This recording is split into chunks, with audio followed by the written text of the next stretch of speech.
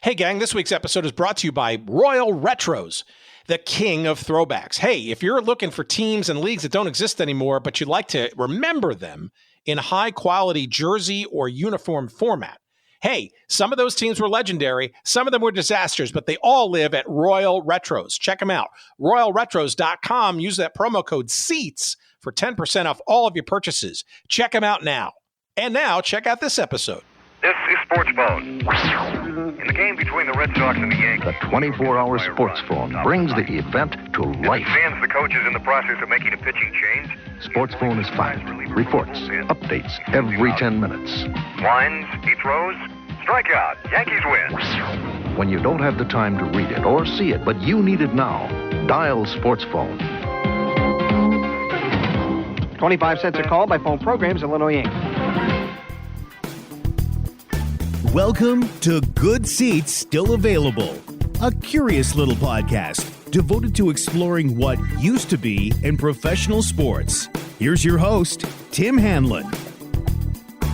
Hey now, what is going on, everybody? How are you? It's your pal, Tim Hanlon. I have returned from summer vacation, and you have found Good Seats Still Available, a new episode thereof. It's our little excursion each and every week, or we try to do it each and every week for you, into what used to be in professional sports. Thanks for finding us, and hope you enjoyed our little 3-week vacation, let's call it that. For the summer, it's a grand time to be out and alive and about. Lots of stuff going on out there in the real world, and we indulged ourselves a little bit by doing some of those activities, and we thank you for tolerating our absence, and hopefully a great excuse for you to go back with us into the archive, some of the earliest episodes we've ever done here since, 2017 or so. Some great repeat conversations with folks like David Whitford in our conversation about the Senior Professional Baseball Association, 1989 and 90. Our wonderful and revelatory conversation with Clive Toy, still with us in his early 90s, going strong, the chief architect of the then North American Soccer League. Great stuff there. And a lot of heat for our episode that we dropped last week, our repeat conversation with Dan Bouchard, as we talked about the Atlanta Flames of the NHL and various other stops, and an interesting and unexpected history about the unions and the various crazy financial shenanigans of various folks involved with the NHL back in the day. Hope you enjoyed those chats, and plenty more of them, of course. Just go to our website at goodseatsstillavailable.com. That's where we post every episode, both in the past and going forward in the future. The best way, of course, to make sure that you don't miss an episode is to make sure that you, of course, put us in your feeds and you follow us and subscribe to us wherever you get fine podcasts. But I digress, because this week we are back in it, and boy, have we dialed up, literally and figuratively, an amazing conversation and topic for you. And it, as the clip sort of indicates there, courtesy, by the way, of the 80s Commercial Vault on YouTube. A guy named Michael Johnston is the guy who was the chief proprietor of that. A treasure trove and a rabbit hole, to be sure. 80s Commercial Vault on YouTube. That was a commercial from, I believe, a local, I think WFLD, Channel 32 here in Chicago back in the day. I think it was 1988 that was. For a little oddity known back in the day as, conversation this week, Sports Phone.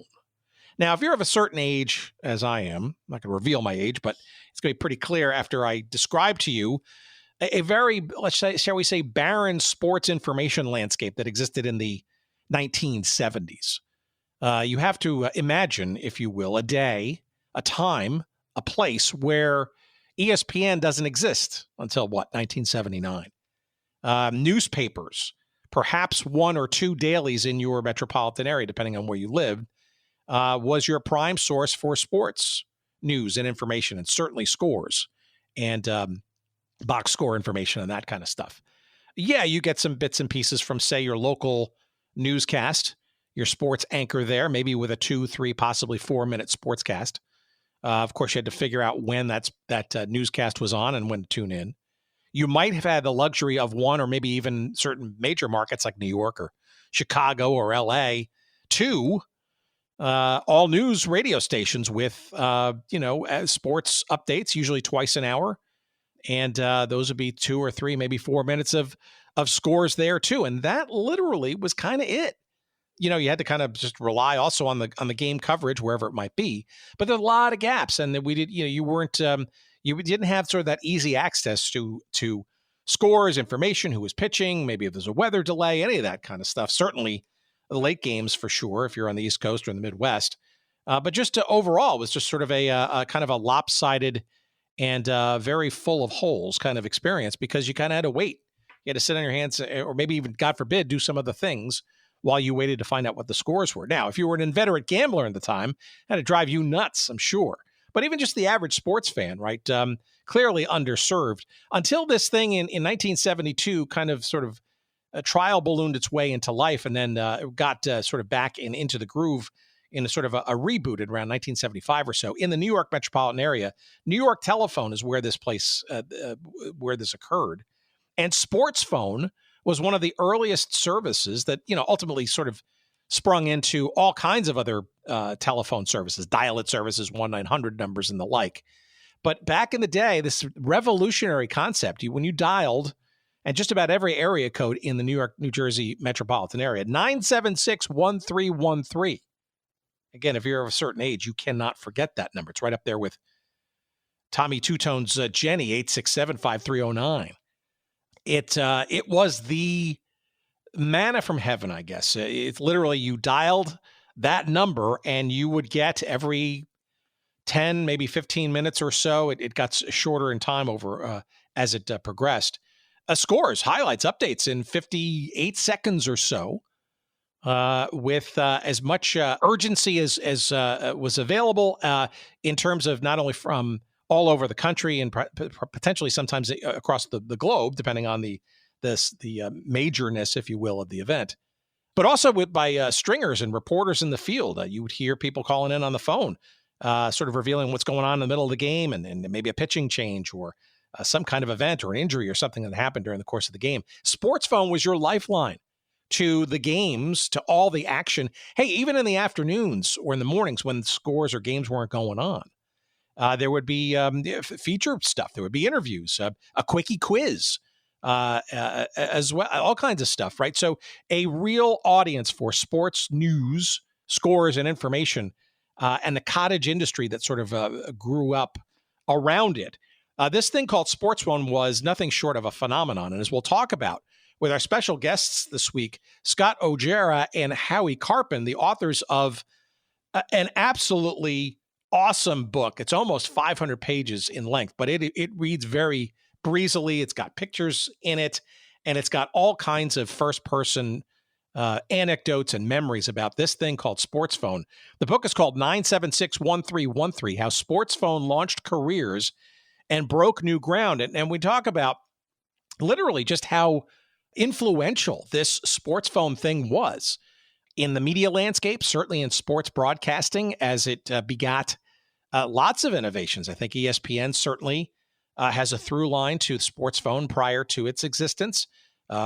Things like the Enterprise Sports Network, which was sort of a fledgling all sports radio network kind of scenario, and certainly the launch of local sports radio stations, none perhaps more famous than WFAN back in 1987 in New York, where all sports all the time, 24/7. All of that stuff was preceded by this fledgling little thing called Sports Phone. And my, oh my, all kinds of people got their starts in the 70s and 80s, even the 1990s, by reading and running and stringing for this Sports Phone thing. There's even a great forward by one of our previous guests from a couple of months back, Kenny Albert, the great broadcaster extraordinaire and son of the legendary Marv Albert and brother of, and all the Albert royalty, there you go, of broadcasting. There's a great forward in here where young Kenny Albert back in the 70s, early 80s, would literally rush home from school to answer the quickie quiz, and he would win his fair share of tickets and other fun stuff and swag for his budding sports knowledge. But this Sports Phone thing launched the careers of lots of great people. You might remember, like in Chicago, you might remember the name of Les Grobstein, one of the sort of grizzled, longtime sports journalists and overnight radio guys. Steve Cangelosi, who calls games for the Red Bulls and Major League Soccer. Howie Rose, WFAN, and New York Mets baseball, and just on and on and on. All kinds of amazing people who either got their start or were highly influenced by this curiosity known as sports phone. And we're going to get into all the fun and frivolity of this in our conversation with Scott and Howie in a few moments' time. You're going to love this discussion, and you're going to desperately want this book. And of course, we are here for you to enable such a purchase when you go to our website at goodseatsstillavailable.com. Just search up this episode numbered, the heck is it now? 354? Yeah, 354 with Scott Orgera and Howie Karpin coming up. And you'll be whisked away to a convenient link. Actually, a bunch of links, Amazon supported, where you can buy 976-1313, How Sports Phone Launched Careers and Broke New Ground, in a number of different ways. You can get it in hardcover. You can get it in paperback. You can get it in Kindle. And you can also get it as an audiobook. But before you do that, why don't you sit back, relax, pop open a cold one, and sit back and enjoy this wonderful remembrance and this amazing time and the influential contributions to the sports, news, and information realm. As we go back in the day, the 70s and 80s, let's talk about sports phone. Here's our conversation we had with Scott and Howie just a couple of days back. Please, as always, enjoy.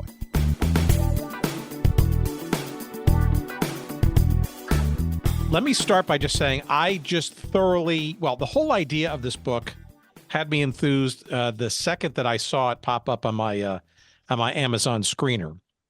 And I must tell you, I could not put this book down once I got it. And I don't say that, frankly. We do a lot of interviews with people who write, books, great topics and subjects and stuff, and excellent authors and stuff. But I got to tell you, this book brought back so many memories. And I know it will bring back memories for a whole bunch of folks in our audience as well. You are talking to somebody who also grew up in the New York metropolitan area. So perhaps I and maybe we are biased in the importance of this story, but we'll probably sort of tease all that out. But before we go any further, why don't the two of you each introduce yourselves?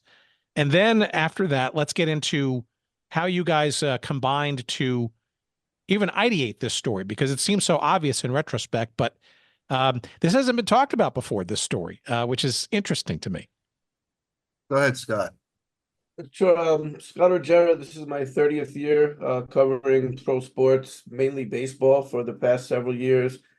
I've been working with Howie for 30 years, and as far as the ideation for the book, this was something, like you said, there wasn't that much out there. And over the years in various press boxes, I continued to hear stories about sports phone. And as time went on, I was like, well, I was surprised that no one had ever done a deep dive. And then we started to look at the alumni list, and it's remarkable. And it just led to, me and Howie teaming up, and I'll tell you more about that later. But it's something that I'm glad we did, because we're really proud of it. And Tim, I'm glad that you enjoyed it, because the amount of time that the two of us put into this, when we hear someone say something like that, you couldn't put the book down. It means everything. Yeah. Howie Karpin here, 45 years in sports media, the last 26 as a Major League Baseball accredited official scorer. I spent 12 years at Sports Phone, so I'm part of the alum from 1980 to 1992. Scott was the impetus behind this book. As he mentioned, he kind of pushed it with the list of alum that have come through there. It's an impressive list of talent, and I'm just happy to be a small part of it. And I'm so glad that you said that you couldn't put the book down. Like Scott said, that's like the ultimate compliment. And we've gotten that from a number of people who have really dived into the book and really, come out, after reading it as being something that they really enjoyed. And that makes us as authors really proud. And, it's very rewarding in that regard. Well, so so let's all, for those who've not gotten the book yet, we will promote the heck out of it for sure. We also couldn't help but notice the forward by our previous episode number 320 guest, Kenny Albert.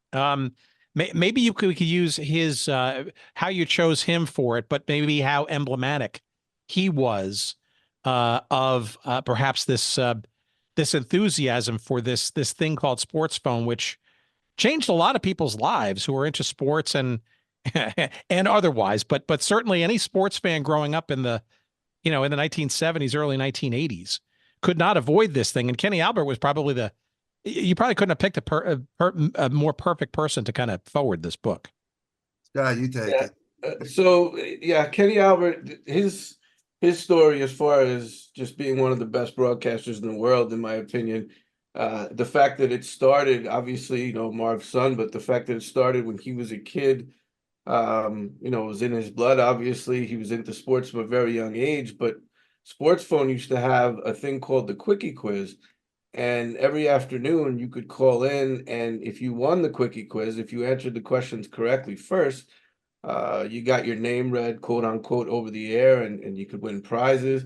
And Kenny Albert was a young kid running home from school to make sure he got on the Quickie Quiz, and he was beating a lot of grown-ups and a lot of people that knew a ton about sports as a child. So, you can imagine for someone like him, as a kid, just calling Sports Phone, being fascinated with it, but also having so much sports knowledge, before he was a teenager even, and winning the quiz on a regular basis to turn into what he's become today. It's pretty remarkable. And, when Howie reached out to see if he'd write the forward, he jumped at it, Kenny, because Sports Phone was such a big part of his childhood.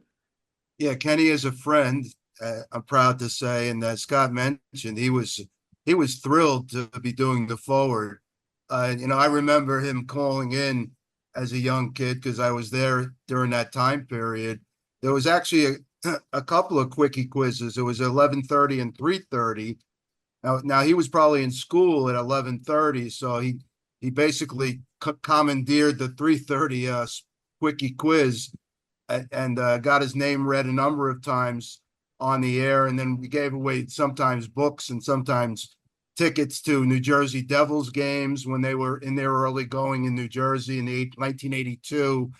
So yeah, he was like the big winner, and he had a monopoly on winning the quiz. But he's a great guy, and as Scott mentioned, great announcer, and he's really a big part of the history of Sports Phone.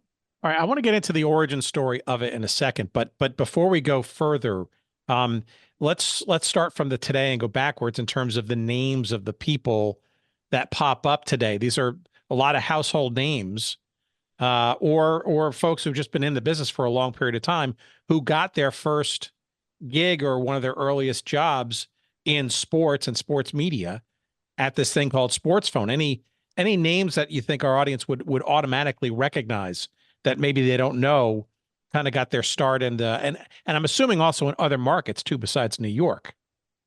Oh yeah, Gary Cohn, who does the play-by-play for the Mets, and a well-known broadcaster around the country. He got his start there. Drew Esikoff, who people may not know, but is the director of Sunday Night Football on NBC, and he's done a lot of that work over the years. Chuck Cooperstein, who is the radio play-by-play for the Dallas Mavericks. I'm just looking at the list right now. Jack Curry, who can be seen on Yankee games and used to write for the New York Times. John Giannone, who works on Madison Square Garden Network. John Martin, who was a producer for ESPN. Don LaGreca, who can be seen on the Michael Kay Show. It's an endless list. David Schuster, who works out of Chicago. I'm sure a lot of people in Illinois will know David's name. He's been around a long time. We used to have a Chicago office and a Detroit office. Those were the three main outlets, New York, Chicago, and Detroit. And David Schuster worked for Chicago. Charlie Slows, play-by-play, Washington Nationals. Steve Torrey, who now works on Sirius XM. He's the program director for Chris Russo on Mad Dog Sports Radio. Chris and a number of other people who didn't directly work at Sports Phone are in the book because they were calling in those days, for scores. So they have a little bit of a history with Sports Phone, even though they didn't work there. Yeah, that intersection is interesting. I mean, some names from Chicago, like people like Les Grobstein and Chris Bowden, who still is very much active here, and probably just all kinds of other diaspora. All right, well let's go back to the beginning, because it did have a little bit of a false start, but take us back to the time. I would argue this is probably kind of BC, if you will, when it comes to sports news and information, right? If you think about the early 1970s, and I think there's a whole generation or two of listeners of this show don't even recognize this. There was the sports section of your local newspaper. Maybe if you were lucky, two newspapers in your market, if you're in a large metropolitan area, and a little bit of radio and your local TV sportscast, and the newscast and stuff, and that was it, right? Yeah, I mean, you really didn't have too many other options, like you mentioned. And at the time when the idea first started, I guess there was a gentleman who worked for the phone company, had this idea in the late 60s. They were already had some lines for the, I believe you can get the weather, you can get the time. They already had some informational lines, but they were very basic. And he had this idea about sports scores. It wasn't anything near as, large and in-depth as Sports Phone became, but it was basically just to set something up and have people call in and maybe get horse race results in some of the major games. And what happened was they tried this very early on. It wasn't even Sports Phone yet. It didn't even have a name. They were basically just giving it a try, and the system simply couldn't handle it.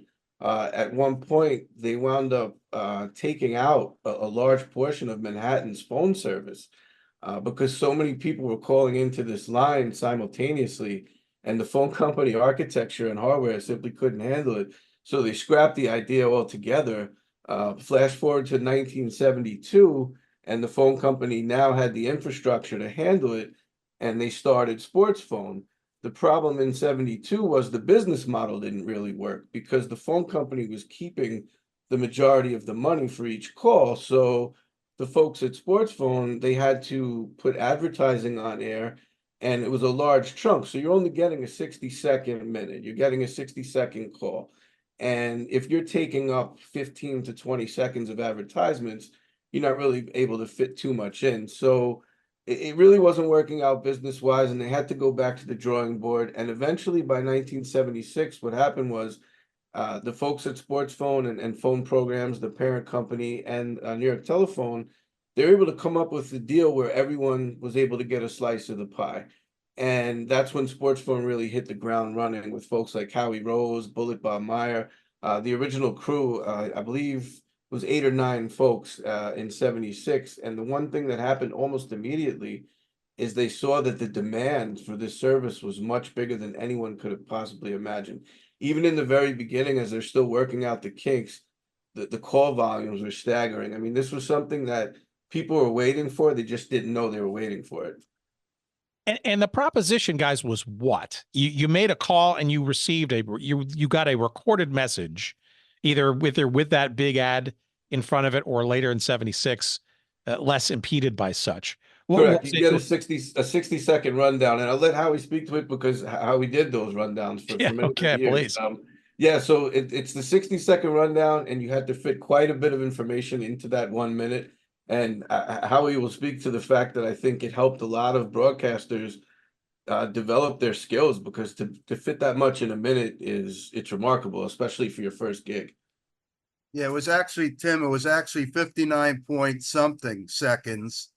And you really ended up with about 51 seconds of content, because you'd have to open the report with, Howie Karpin for Sports Phone. And then there was what we called the supplemental line. The main line, everybody knows the number, 976-1313. There was actually 2 lines. It was called the supplemental line. That was 976-2525. There'd always be something there, either when it was a busy score night, like college football Saturday or college basketball Saturday night, where we actually covered almost 90 scores. You can only get a certain amount of those on the main channel. So we'd have to promo that other scores were on that channel. Now, during baseball season, they ran probable pitchers on 976-2525 during the afternoon. And they also ran like newsy features, unless, and if there was a slate of baseball games in the afternoon, fantasy wasn't in vogue yet at that time. I started there in 80. So that, we would put highlights on that other line from the games that were completed. But, basically it was around 51 seconds to get 25 to 30 scores on a tape. Some people used to say like they'd missed their score, and then they'd have to call back to try and get it again. It was updated every 10 minutes. And then on NFL Sunday, and originally it was 10 minutes, but then they went to what they called a 2-minute update, where they brought in 4 anchors to work 15-minute shifts for each hour while the NFL was on from like 1 till 7 o'clock. You didn't have your 4:25 starts like you do today, where it went over until 8 o'clock and things. So, basically during NFL Sunday, you do a tape with the NFL scores, come back out, get your updated scores, and go right back in. It was very fast moving, and as Scott mentioned, it honed your ad lib skills, because you didn't have a pre-arranged script. We had what was called a slate with the games listed on your slate, and then you'd have to learn to read those and try and categorize them together by when it was baseball, it was by inning, and highlights, or football was by quarters and score changes.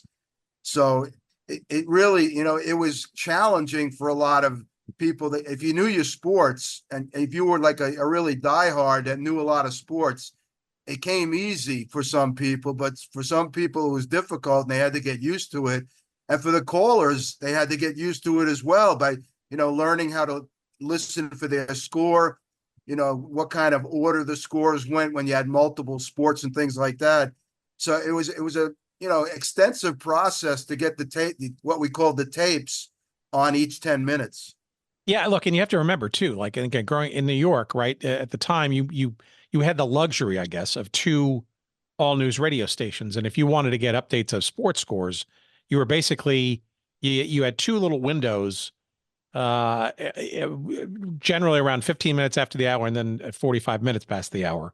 I think Wins had it on the 8s maybe, and WCBS had it. I forget. They were, you could switch between both stations and get those little quick bursts of updates. But that was it. I mean, and you really had to train yourself to kind of tune in at the right time and all that kind of stuff. This was a far greater and more voluminous supplement, right? Because you were getting into not just New York scores, but also scores around the country, and obviously on college football days and NFL games, right? A lot more national stuff too.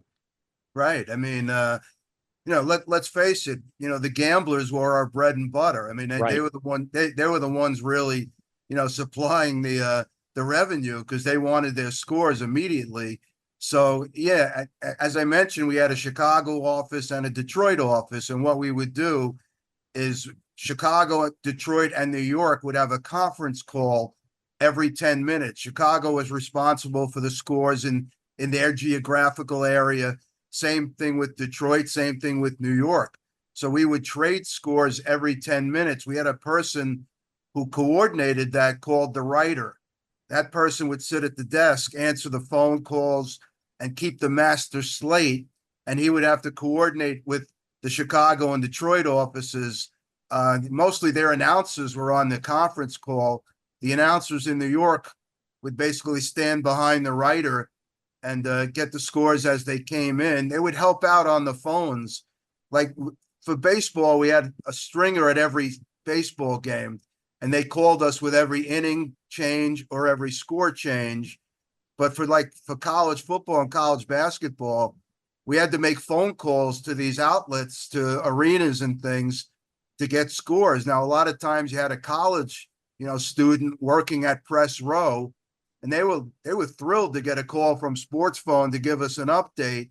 We would set up some of the games as best as possible, but a lot of the games we had to use, funny thing, we had to use the phone to get our scores. So it got a little complicated and more with the winter sports. Baseball was more cut and dried, because there were less games.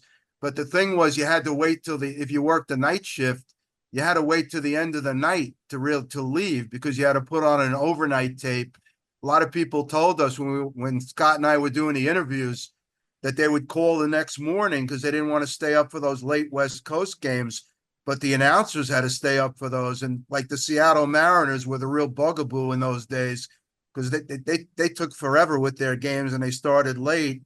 And one night I was working July 4th, 1985, when the Mets and Braves went that 19-inning game with a couple of rain delays, and the game didn't end till like 3:45 in the morning. So we didn't get our overnight tapes on until about 4 a.m. that morning. But you had to stay and wait till the end of the games, or whether it was rained out or not. And where was so you mentioned stringers? You mentioned in some cases you were calling outbound to get stuff like so.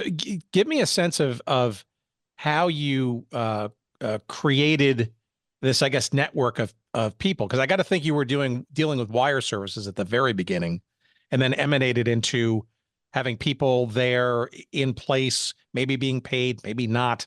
And frankly, when more people involved at the sites, I'm sure reliability became an issue because I'm sure not everybody was paying attention per se based on where your needs were. Oh, absolutely. It could get shaky at times if you got somebody who really didn't want to deal with it. But the people who worked in the office would set up the games during the week. As I mentioned, we had stringers at every city, that would take care of like the professional games. It was more tricky with the college football, like in Kansas and Oklahoma and, in the Rust Belt states and things like that. And then with college basketball, you had so many more schools that had games on the betting line. If you picked up your newspaper during the week and it was half a page almost for the betting line for the college basketball scores. So we tried to set up as many stringers as possible. We had some of our professional stringers who basically people who freelanced in those markets like Kansas City and in Cleveland and maybe in Boston, Well, where they would like do some of the wire services and that kind of stuff is an extra gig for them. Yeah, I mean, we've got some scores from the wire services, but we couldn't rely on it because it was very slow at the time. So yeah, we had to rely more on the stringers and making the phone calls to to really get it done, doing these updates every 10 minutes. I mean, we used to have a thing where like in the early portion of the evening, like for the NBA, if we didn't get like a score in the first quarter, we would actually, I don't know if I can say this now, but we would actually make up a score because we knew we would get there. Like we would say 8-6 first quarter. We didn't really give the time left in the first quarter. We didn't have a chance to say the times, but maybe we'd say 10-8 certain team, or 12-10, things like that, just to get a score on. And then, from there we would get the updated scores. Yeah, it sounds to me like you had to be a bit innovative, especially when there was a leakage, if you will, or there was somebody had gone silent, if you will. That's a pretty safe bet. As long as the scores ultimately come through, because I can imagine somebody, especially with some dough riding on a game, calling maybe every 10, 20, 30 minutes or so, and maybe getting that same sort of it's still 8-8, and we'll come back at you later. We have some stories in the book of people, mostly gamblers, that didn't react too well to getting a bad score. Or sometimes they got the actual score, but it wasn't the score they wanted to hear. They may have bet the other side, and then they get pissed off at the sports phone host, who obviously is just reporting the news. And, a lot of gamblers are superstitious. And back in those days, gambling was mostly underground. And, there were a lot of nefarious characters involved. And some of the stories we heard were pretty wild. And one of the things that struck me as well, I didn't know this going into the research for the book, is obviously you think of sports phone, you think of the scores. But as Howie will tell you, sports phone also became big in breaking news. And they had a lot of advantages that the print media and even radio didn't have at the time, where sports phone was essentially a 24/7 outfit where if news broke late at night, sports phone could put it on, while the print media, they have to wait until next day's paper. And the sports phone reporters or the stringers were on site, as Howie mentioned, at a lot of these games. And, they're getting this news, they're getting these exclusive interviews. And the sports phone reporters over time became true reporters, and they became respected as much as any other traditional media outlet was. Initially, that wasn't the case. These guys had it rough in the beginning, as far as, being accepted in the locker rooms and in the press boxes. But over time, people began to see that these guys are not just reading a slate of scores. They're actually being reporters and tracking down sources and breaking news. So when people think of Sports Phone and they hear the story, if they're not familiar with it, they think it's just scores, but it was so much more than that. I mean, the Sports Phone did features. They did so many other things that wound up becoming commonplace in sports media nowadays. I mean, it's not really too big of a stretch to say that a lot of what you see now, it really came from the folks at Sports Phone in 70s and 80s in particular. No, this is exactly what it sounds like. It sounds like a budding media company, right? Because and I'm sure not everybody, probably nobody thought that it would evolve into becoming its own news breaking entity. And I'm sure there were plenty of local sportscasters that were probably dialing in just to make sure that they had the latest information based on what you guys were saying too, strangely. But yeah, it was not a surprise to see a Sports Phone microphone in the locker rooms in those pictures that were taken or in video from that. It was a reporting entity in its own right after a while.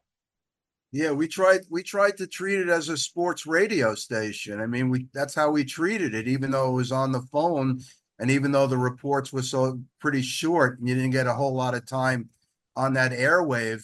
We had some serious sports people. I mean, the discussions in the newsroom, they were intense. I mean, there were people who were really serious about their craft.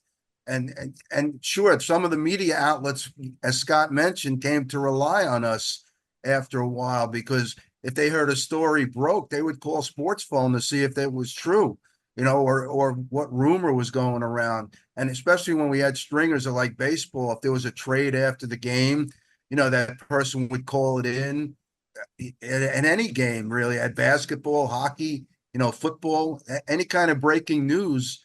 If they got the news, they called it in, and then we were able to put it on the report. So yeah, I mean, there was some notable things we did over the years. Like there's a story in there where one of our guys got wind of a Knicks trade, and he actually was at a bar downstairs from where we used to do the updates on 3rd Avenue, and he got it from the Celtics owner, because the bartender knew that this John Martin was the guy who eventually became producer for ESPN.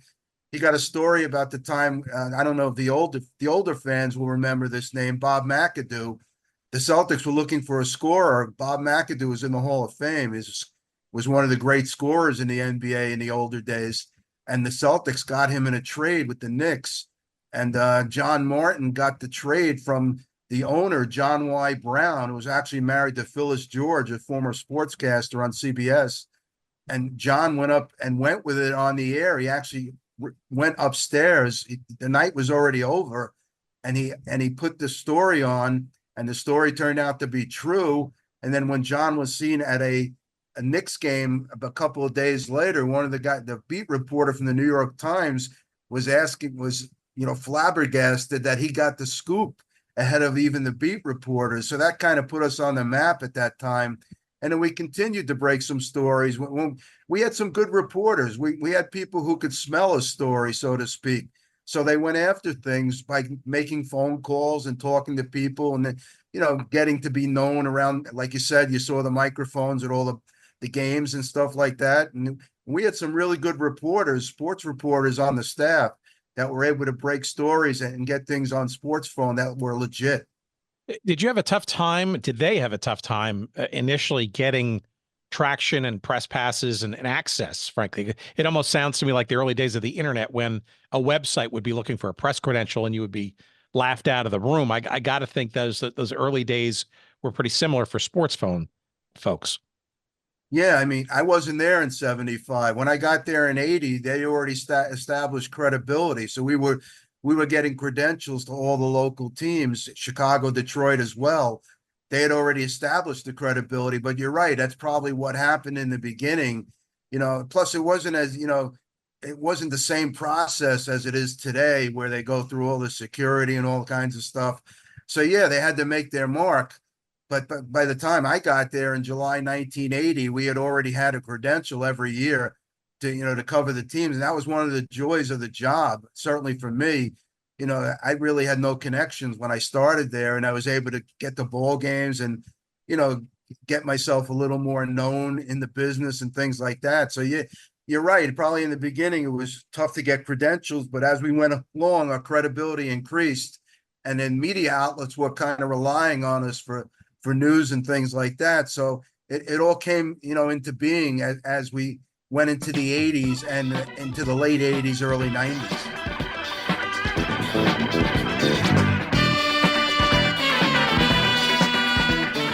All right, what's this? Royal Retros. All right, longtime fans of this show may remember a little site that we used to promote the heck out of called 503 Sports. Well, not only are they still around, they are now known as Royal Retros. RoyalRetros.com, the king of throwbacks. And like the name implies, the highest quality jerseys and hats and apparel and all kinds of stuff related to various teams and leagues and situations that we love to obsess about here on this show. And I'm talking about getting jerseys with your name and number on the back of them, customized to your liking for the WHA or old NHL hockey teams that may not exist anymore. Perhaps it's a Federal League team from way back or a Negro League team.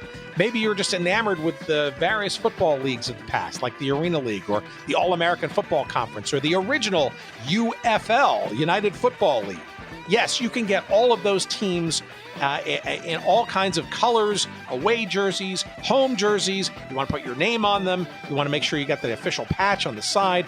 All of those things and more at RoyalRetros.com. And I'm not kidding, friends. You go there, you want to find that Cleveland Barons jersey to wear and show. Hey, you're maybe a Colorado Avalanche fan and you want to represent the Quebec Nordiques from where they came in the arena to show your heritage and your love and knowledge of the history of that franchise. You can do that and more. And I'm talking across football and basketball and baseball and hockey and you name it. All kinds of great stuff for you to find and buy and purchase and wear proudly from Royal Retros. That's RoyalRetros.com. And of course, we have a promo code for you. We want to save you money from all these great things. And here's that code. It's SEATS, SEATS, promo code SEATS for all of your purchases at RoyalRetros.com. Check them out. You'll be glad you did. We love them. And our friend Destin Alameda there out in Portland, Oregon, we appreciate his and their sponsorship of this show. And now, back to our conversation.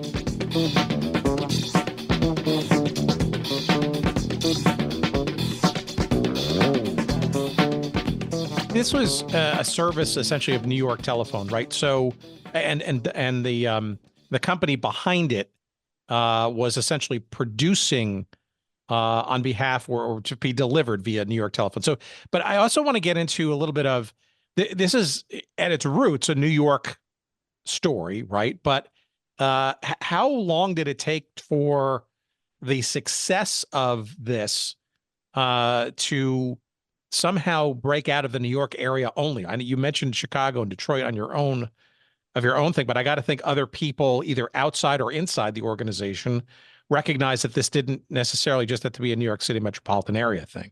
It didn't take long at all. The Chicago and Detroit satellites opened in the 70s. Before the decade was out, they had the 3 locations going. There were competing lines that opened. There were satellite lines which were run out of New York and Chicago, but they were catered towards other cities. Howie mentioned some of them before. It was Atlanta, New Orleans. There were a bunch of different cities that were getting their own custom sports phone feeds. They knew almost immediately, I would say within the first 6 to 9 months when they looked at the call volumes, that this was a big moneymaker and that it was just going to continue to grow. And some of the other cities saw that and they wanted their piece. Obviously, Chicago Bell. And, this was during a time, I believe, when the phone company had been broken up and eventually they came back together. But at the time, you had all these individual bells. And I know Chicago Bell saw what New York was doing and the amount of money they were making. So everyone wanted to get their piece of this. And eventually you had other outshoots of sports phone that were not even related to that company, to phone programs. They were sort of independent and on their own. And just like anything else that's successful, people want to jump in and be a part of it. But yeah, to answer your question, though, it really didn't take very long at all because the call volumes were proof. I mean, there was really nothing else they needed to see. There were so many people calling in on a daily basis that the need was there, and it wasn't just specific to New York. People all over the country wanted their scores, and they wanted them quickly. MLS broadcaster, former Red Bulls voice, Steve Cangelosi, who also did it was done hockey and all kinds of other stuff. Great voice in New York City area sports, but also a couple of great anecdotes in this book. Regales in some of the craziness, I think, of having to support those out of market entities with scores and voices and reports and stuff. And a few licenses were taken with names because it sounded like not everybody wanted their real name maybe to be in another market, or maybe there was. Tell me a little bit about that, because it seems like there's a lot of overlap or craziness around that. I'll let Howie speak to that, because Howie also was given a fake name. Yeah, so Howie, go ahead. Oh, talk about a radio. This is like a radio thing, right? I mean, it's like a DJ going to another market and becoming Johnny Dark, right? Yeah, it's funny. When I was on Atlanta, my name was Johnny Lee, and I don't know. A little of it was political, for the areas that we were going into, because we were doing, as Scott mentioned, we were doing Atlanta out of New York. We were doing New Orleans out of New York. We had the main lines we did out of New York was obviously New York sports phone, and New Jersey sports phone was big because we were running race results from the Jersey tracks. The Meadowlands had just gotten really going, when sports phone really got going in the early 80s. So we had those two lines, and then they expanded, like they did a Buffalo line and a Rochester line. We kept our names on those. But when we got into like the South, Charlie Slows was Peachtree Pete. And, it was a little crazy, but look, that's what the bosses wanted, so we had to call ourselves that. And we all found it a little strange, obviously, but that's how they wanted to treat it. As I said, it was probably political, and that's why they wanted us to change our names, because they didn't want us to sound too New Yorkish, even though a lot of us still had our New York accents when we were on the air. So I guess that's the way they tried to get around it. How much was this? Give me a sense of the content, right? And I'm curious as to when you kind of, it was scores mostly or primarily, and when sort of the interviews or the features or the supplemental breaking sports news, that kind of stuff. Because you mentioned sort of these separate phone lines, at least maybe at the outset. But when did they kind of sort of meld? And I'm assuming that that 60-second, 10 cents a minute, whatever kind of thing, the content would actually expand a little bit too beyond that 60 seconds. No? Not really. What I think you're getting at is most of the scores were at night. Like baseball was the only sport where we really had weekday afternoon scores during the season. The NBA was always at night. The NHL, football was Sunday afternoon, wasn't a weekday afternoon. So that 9762525 during baseball, as I mentioned, they put up probable pitchers and ballpark weather, which the gamblers also wanted to know about, what kind of weather was going to be at a certain game. And then a lot of the news stories, we did newsy features during the daytime on 1313 and 2525. Now in 82, in the winter in December, it was actually my suggestion that we send somebody to baseball's winter meetings. Nobody was really covering it at that time, and it turned out to be really good for us. It was 83. They sent me to Nashville, Tennessee to cover the winter meetings. And we did a winter meetings hotline on 9762525 that took up most of the day during the week. It went back to scores on Saturday and Sunday. But during the week, when the winter meetings were on, we had a winter meetings hotline where there was news breaking. And then we'd use 1313 to kind of like tease you over to it, get your latest baseball news on the trades and things like that. I actually went to that event 4 straight years, 83 through 86. In 84, we were in Houston when the Yankees acquired Ricky Henderson in that big trade with the A's, and the call volumes were off the charts when that was happening because everyone was trying to find out if the Yankees were going to acquire Ricky Henderson. A big name like that coming to the Yankees, that caused a lot of stir among the callers, not just the gamblers, but people who just really wanted sports information. So most of the newsy stuff and features and the interviews, like we'd have a tape library where we'd have interviews, and we try to get generic stuff that would hold up like the next day, like maybe like preview and things like that. That used to run in the daytime. And he had the quickie quiz, twice a day in the afternoon. But the scores were mostly at night and on the weekends. That was the bread and butter. And then even in college, when there was college basketball, we actually had a third line. I think it was 6-7-6-7, where by time wise, you would move the scores, like the scores that went off when it tipped off at like 1 o'clock in the afternoon. They would end up on the 6-7-6-7 line at night.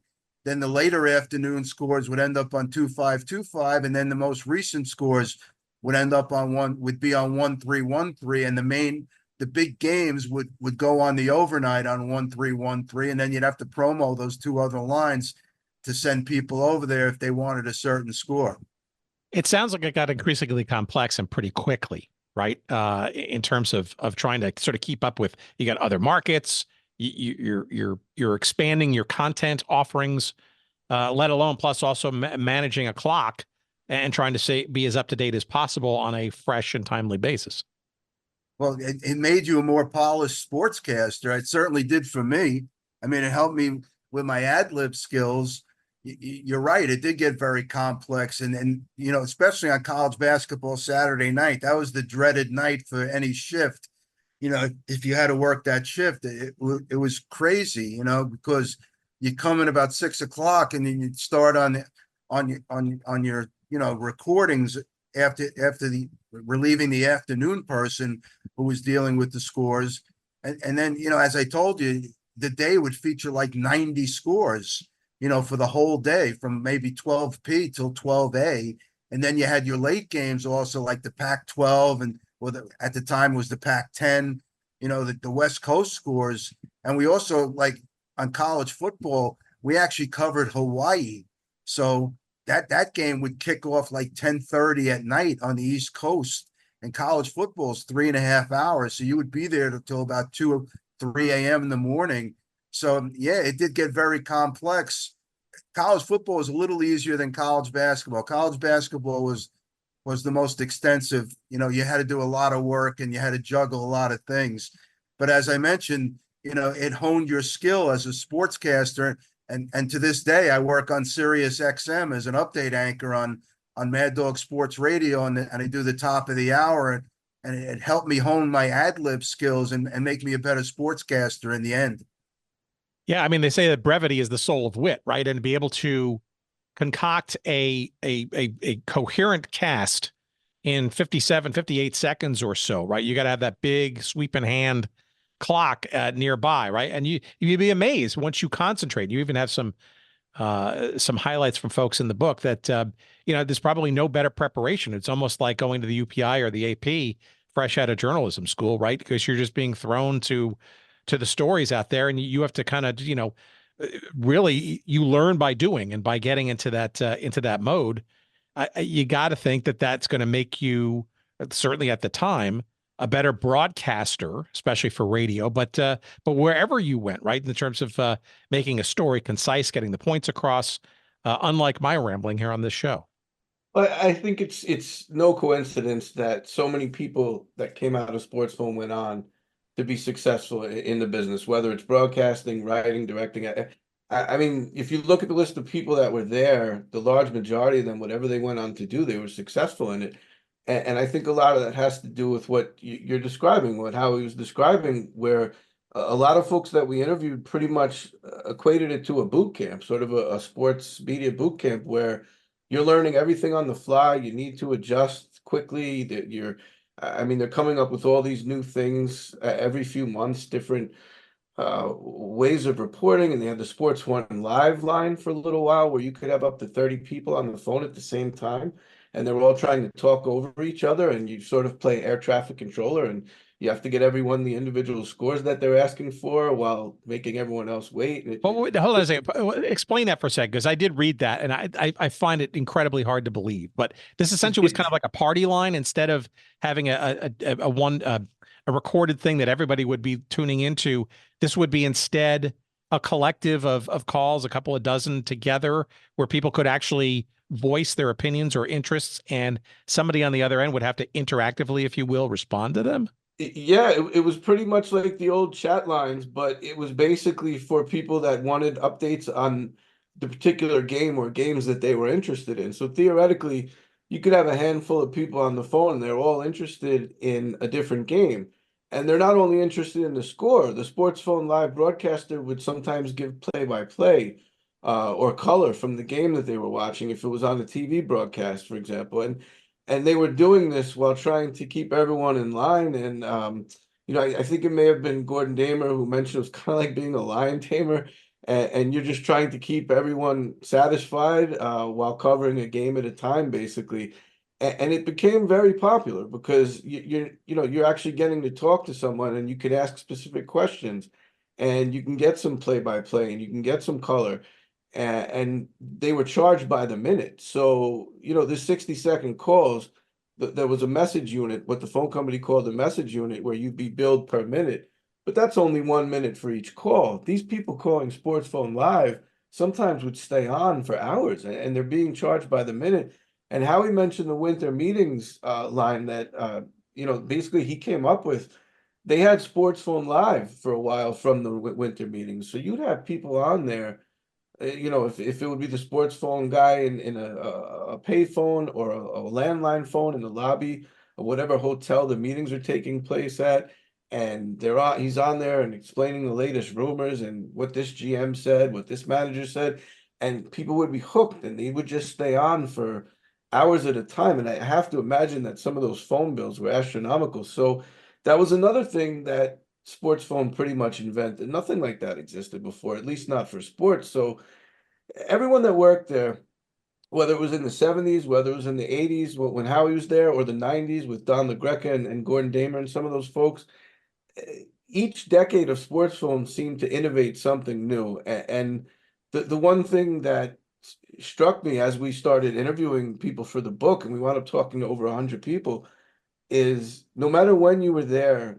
you learned on the fly, and you left there much better at your craft, whatever it ended up being. And I think that sports phone gave a lot of people, especially in this area and Chicago and Detroit, obviously, the chance to get started in sports media without having to leave home. I mean, anyone in our business knows a lot of times if you want to get into this business, especially in a city like New York or Chicago, you usually have to leave and go work in a small town and hopefully work your way back to the big city. With sports phone, a lot of these people, Howie included, didn't have to leave home. You basically honed your chops here at sports phone, and you became, a polished broadcaster by the time you left there. It's also in hindsight, right? So I want to gear shift into the mid to late 80s, right? Because I think there are kind of two dynamics, and all this plays out in the stories and the narratives that overlap in this book. One is just sheer competition itself, right? So there's this thing called Dial It, which is its own sort of trademark name, and there are clearly other services. I mean, Letterman would have a gig that would have a bit every few shows or so, but new Dial It services and stuff, right? Where they became just all kinds of dial services, from everything from weather to horoscopes to whatever, dial a joke. I mean, all that kind of stuff, right?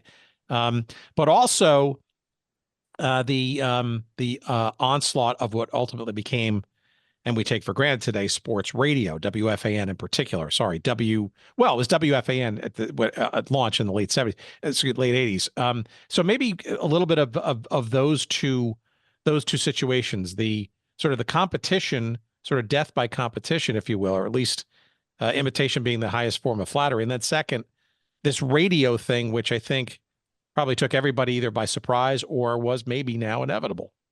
So sports radio definitely played a part in siphoning off some of sports phone's user base, obviously, especially FAN. I think at the time in the beginning, they'd have the updates at the top of the hour. Eventually, they did the 2020. But it didn't take away as much as you'd think. What really started to, I guess, lead to the downfall of sports phone in later years was the ticker. It started on ESPN2 with the bottom line. Eventually, it moved to the main ESPN network. All the college football games would have the ticker. Some of the other networks eventually adapted their own versions. So you could turn on a channel if you had cable. Not everyone had cable at the time, but you could turn on a channel and see the scroll, and you can wait for your scores and you can get them that way. And I think once the ticker came about, sports phones numbers dropped pretty drastically, and I think that was a direct correlation. So sports radio definitely played a part in taking away some of the user base, but I think it was really the scrolling ticker and later on, obviously, the internet that led to sports phone sort of being obsolete. I think it was a combination of both. I mean, when WFAN came in, they were doing 20-minute updates, 3 updates an hour. They were trying to copy sports phone. In fact, I could tell this now that a number of sports phone people got blacklisted. They wouldn't hire any sports phone.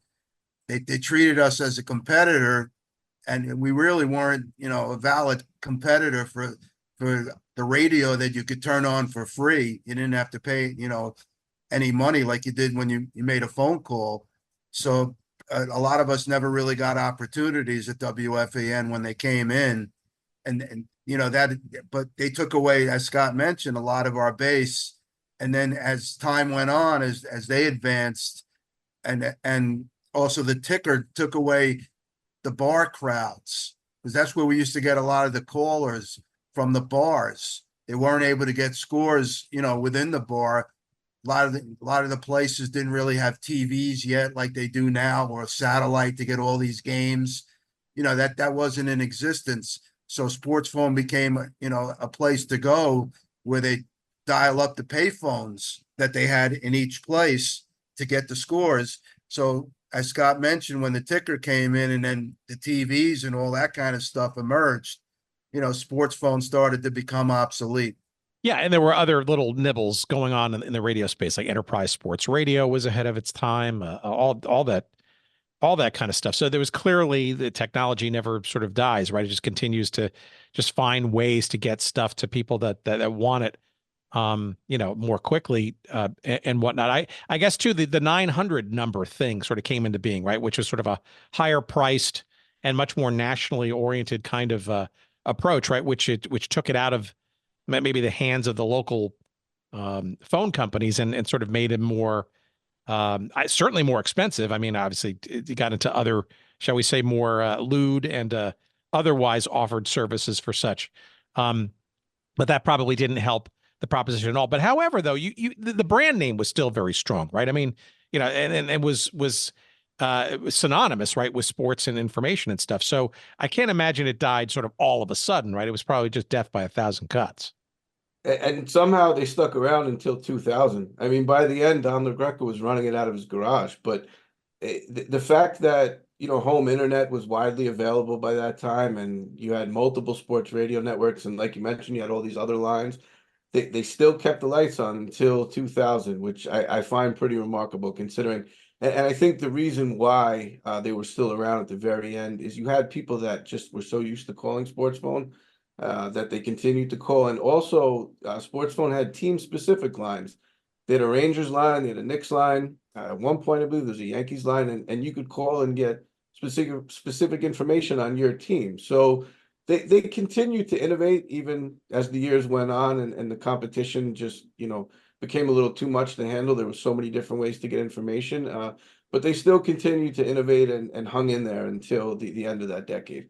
Yeah, like even in the late 90s, I think I remember, I guess it was broadcast.com, Mark Cuban's company, before he sold it to Yahoo for a couple of billion. Yeah, we actually talked to him for the book. That was sort of the next step after, this type of delivery method when you could stream. That was broadcast.com was basically the beginning of streaming. It was audio only at first, but he started that company because him and his buddy were in Dallas and they wanted to find a way to listen to the Indiana college basketball games. I mean, that was the impetus behind that company, and it went on to become obviously very big. And you see what it led to for Cuban. And the reason why I even reached out to him for the book is because we took the story from sports phone to the next generation, to what we have now, basically, which is up to the second.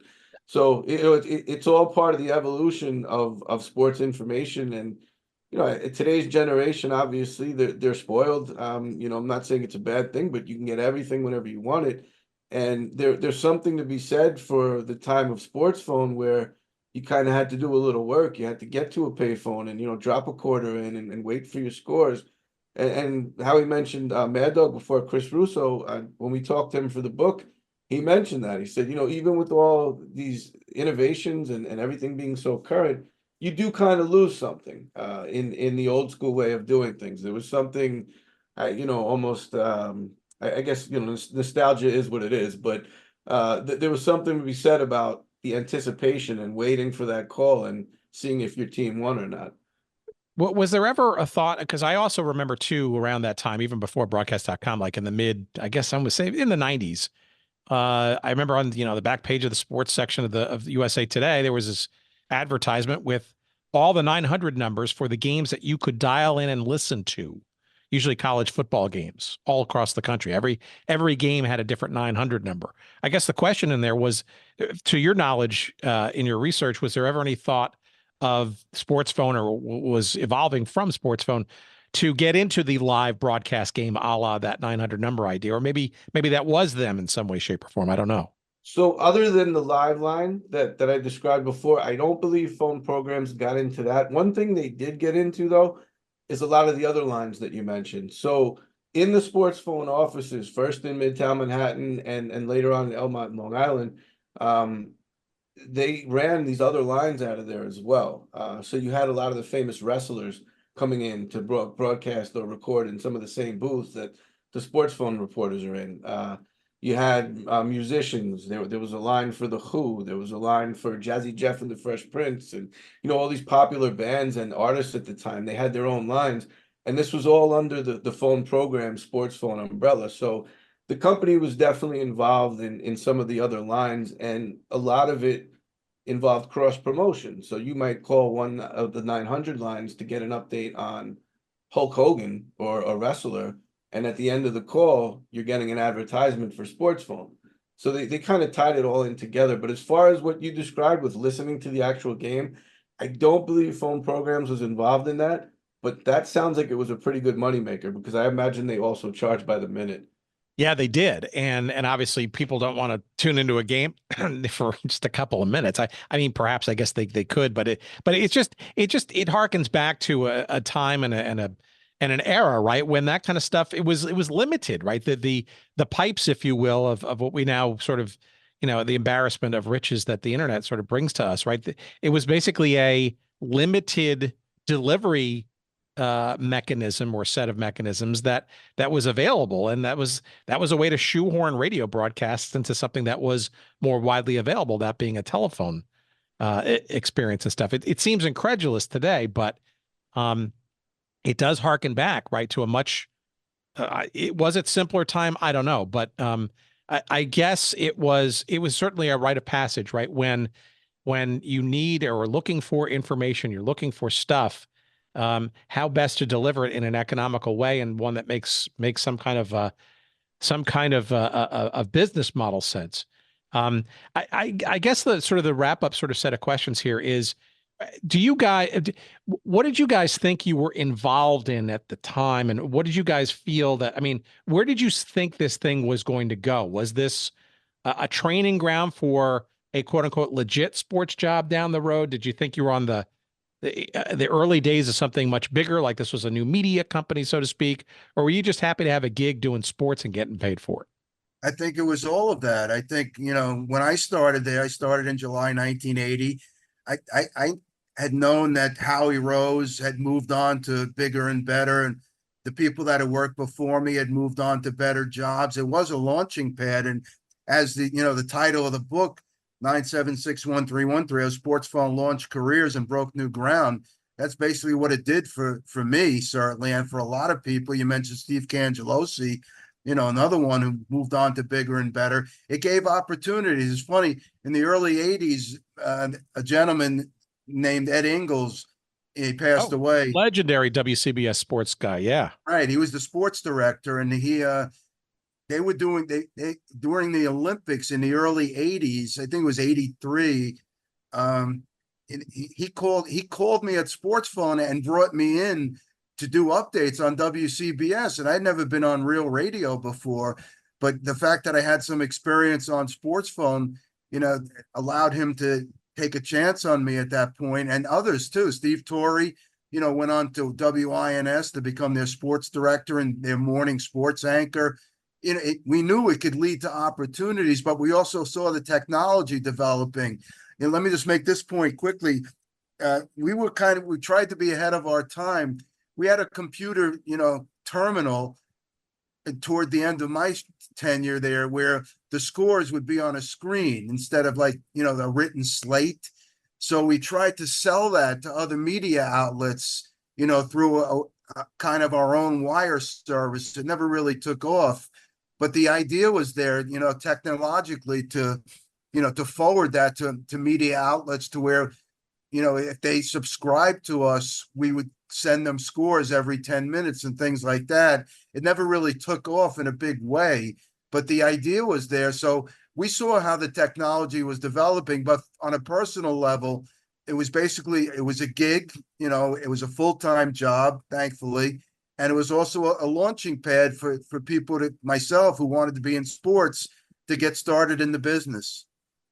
Yeah, I wonder if Mike Bloomberg got the idea for his terminals, right, for business news with that idea, right? I mean, you think about it, how successful that was back in the day. I'm sure he must have had some level. I'm trying to remember when he got going and then went off on his own to sort of build those terminals up. But I could see that absolutely being a quote unquote news service would be but then again, the business was changed. The core business was changing so dramatically.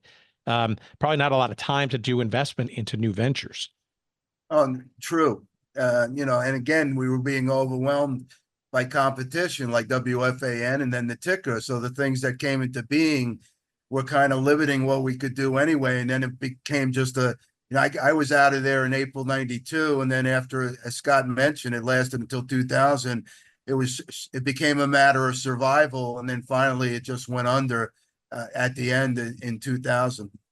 All right, then for both of you, give me a sense of what you feel is the legacy, right? We kind of nibble at a couple of different things, but give me a sense of just how important Sports Phone was, especially for people outside of the New York metro area or other cities that got a taste of this, or frankly places that didn't get a taste of it, right? To the Martian that flies in and lands here and is a sports junkie, how would you explain Sports Phone to them and the legacy? To me, based on a lot of the research and talking to so many people for this book, one of the things that really caught me by surprise was how much Sports Phone meant to so many people in their individual lives. I mean, you had Susan Waldman, who obviously now is on Yankees radio for all these years, but she used to be a Broadway singer, and she would have one of the kids in the play during a live show go to a payphone and call Sports Phone to see what the Celtics were doing in the playoffs. You'd have all these other people that were getting in trouble with their parents because they called Sports Phone too many times late at night to check the scores of their favorite team. Guilty as charged. That was definitely me. And we had a lot of stories like that. We had Jeff Garland from Curb Your Enthusiasm. He said that Sports Phone was his best friend when he was just getting started in comedy because he's on the road a lot and he wants to know what the Cubs are doing, what the Bears are doing. And what really, it just stuck with me that no one forgets the number. I mean, to this day, you ask someone 976-1313, everyone remembers the number, no matter how long ago it was. But it meant so much to so many people. And Howie and I mentioned the Gamblers, and they had some great stories. They were a big part of the caller base, but there was also people that called often just because they were huge fans. And without Sports Phone, they would have been in the dark. They're waiting until the paper the next day. So it takes people back to a time I know you mentioned before, Tim, not sure if it was a better time, but it was a different time. But it takes people back to a time where things were a little simpler and you had to work to get your scores. And I think that what really showed me how much it meant to people is, you'd get on a call for an interview and say, oh, I got 10 minutes. Okay, that's fine. And next thing you know, it's an hour and they're still talking to you about Sports Phone because it just meant so much as fans. I mean, I guess you could equate it to what ESPN meant to people growing up in the 80s and the 90s. It was just basically a companion to them to stay in touch with their favorite team. So to me, the legacy is what it meant to people and how much it meant to them on a daily basis in their younger days, I guess. I guess for me, it's more personal because I was able to work there and be part of the alum. And Tim, you know as well as I do that you got to have connections in this business to stay around. And even 45 years into sports media, people still remember my name from Sports Phone, even though I've gone on to do some wonderful things in the business. It's funny, when the book came out, as Scott mentioned the number, everybody remembers the number. There were people who actually tried to call it today just to see if there was anything there, out of curiosity. But people still remember me from Sports Phone, even though it's been so long. I'm out of there, 32 years since I last worked there. So, to be remembered for that. And, a lot of times people kid me that when they heard me, I didn't give them what they wanted. And I told them, look, I'm just reporting the scores. I don't make them up. A lot of the gamblers would say, well, you didn't give me my right score and things like that. But, the legacy for me is being remembered for it. It got me started in the business. I met a lot of great people over the years. And it's been just a wonderful initial experience that launched my career, as we mentioned in the title of the book. So, it's something I'll never forget. And I'm glad there's still people around that remember it. This book is overdue, guys. And frankly, a documentary probably could also come out of it, too. I'm sure you've given some thought to that. Time to promote. Tell us how people can get it. I'm sure there's pretty straightforward ways. And are you going to do any promotion for this, or have you been doing any besides podcasts and stuff like book signings or any of that kind of stuff? Anybody at WFAN calling to have you come in and give away some copies or any of that kind of stuff? You do go to any games, and I don't know, anything promotionally we can help you with. Sure. Well, to start, the website 9761313.com has a ton of information about the book. There's a video trailer on there. There's some other stuff that people might be interested in as far as buying the book. Amazon, Barnes and Noble, basically anywhere where you can order books from, you should be able to find it. We have an audio book, an ebook, paperback, hardcover. We got pretty much everything out there. So whatever your flavor of book is, we have it. And as far as promotion, thankfully, we've been invited on a lot of different shows like yours, and thank you for having us, by the way. That pleasure is mine. We've gotten a lot of great coverage on radio, some TV coverage, some couple of newspaper articles written recently, and the one thing that's and this is not me trying to promote the book, this is just something we're grateful for, is the feedback that we've gotten and the coverage that we've gotten. It's all been so overwhelmingly positive. And to be honest, I wasn't expecting that. Not that I didn't think the book was good, but you can't please everyone. But so far, the coverage has just been so great. And, I could speak for Howie on this. We're over the moon because, like I said before, the two of us put so much into this and it meant a lot to us. And one thing that I wanted to do and Howie wanted to do, especially as a Sports Phone alum, since no one had done this before and there had only been a few articles over the years, we wanted to make sure that if we were going to do this, we would do it right and do justice to the history of Sports Phone and all the people that work there. Because like you mentioned, this book's long overdue, and I'm just happy that we were the ones that were able to tell the story.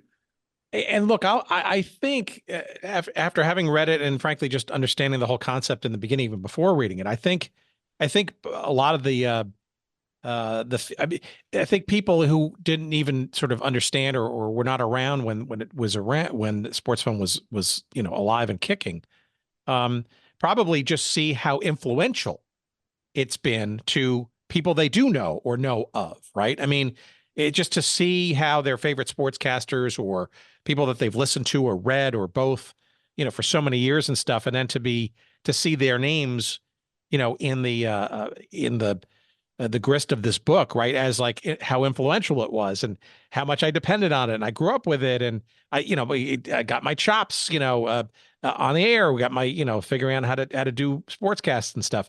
That in and of itself is sort of a little history lesson, and people then become interested, right? So I think what you've done with this book is not only sort of memorialize and remember and anecdotally tell some great stories about this thing, but I think it also, for the later generations, probably opens their eyes to there was some stuff going on before the internet happened. And what is Kenny Albert talking about? Let me investigate this further. And I think that hopefully is what will last going forward. I had the luck, I guess, of growing up in the area around this time, having and I know how much it meant to me just as a sports fan as a kid. But just to see how influential it's been to people who've made careers in and around sports, that's a testament in and of itself. So I think that's a good chunk of why I think people are so highly responsive to this book. And kudos. I'm just surprised nobody did it before. Yeah, you hit the nail on the head, because obviously we're going to reach the older generation that dealt with sports phone directly. But we also wanted to make a point to the younger generation of how, as you mentioned, how people got started in the business. And, obviously there's a lot of young people that, they grow up now, especially, a lot of more females in the sports business. We had Linda Cohn work for us, and she's done an outstanding job on Sports Center all these years. A woman by the name of Shelley Adler, who worked on AP Radio. We wanted to reach out to the younger generation and introduce them to how these people got started, and maybe they could get an idea of how to get their careers started. So that was the idea of the book when we started it, to also profile the people that worked there and how their careers developed and their experiences with sports phone that led them to where they are.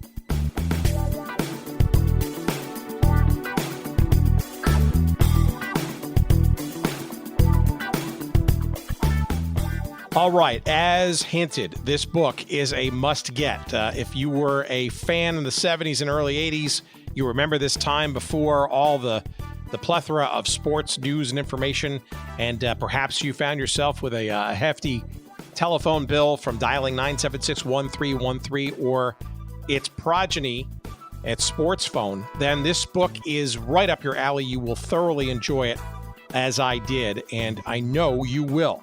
It's called, again, 976-1313, How Sports Phone Launched Careers and Broke New Ground. It is co-authored by our guests this week, Scott Orgera and Howie Karpin.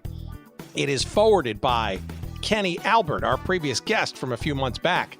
It is available wherever fine books are found. It is published by Press Pass Chronicles, and it is available from our website at goodseatsstillavailable.com. Just search up this episode number 354 with Messrs. Orgera and Karpin, and you will find a couple of convenient links to the paperback version, the hardcover version, the Kindle version, or even the audiobook version. Plenty of versions for you to enjoy this awesome, can't-put-down book about a memorable part of sports news and information history. While you're on our website at goodseatsstillavailable.com, make sure that you bookmark that and check out our merch section. We got some great stuff for you there. Our friends at oldschoolshirts.com, our friends at royalretros.com, and some great other swag for you there from our friends at TeePublic. Await you at that page.